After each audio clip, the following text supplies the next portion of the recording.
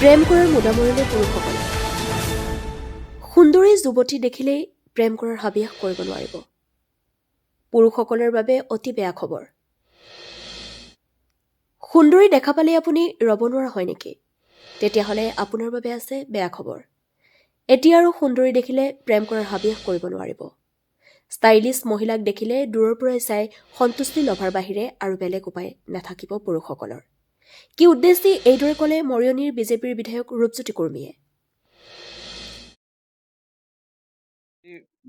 মহিলাসকল স্বাভাৱিক পুৰুষসকলৰ পৰা অকণমান হ'লেও তেওঁলোকে ভয়ত থাকে আৰু ভয়ত থাকি পেলাই নিজকে বেছিকৈ সাজি কাচি থাকিব বিচাৰে আৰু মানে বেছিকৈ সাজি কাচি তাত খৰচাও বেছি হৈ যায় আৰু যেনে আমাৰ পুৰুষে যদি আমি সাজি কাচি হৈ নাথাকোঁ, দেখিবলৈ ধুনীয়া হৈ নাথাকোঁ, বেলেগ আকৌ মহিলাক যদি চকু দিয়ে আমাৰ কি হ'ব?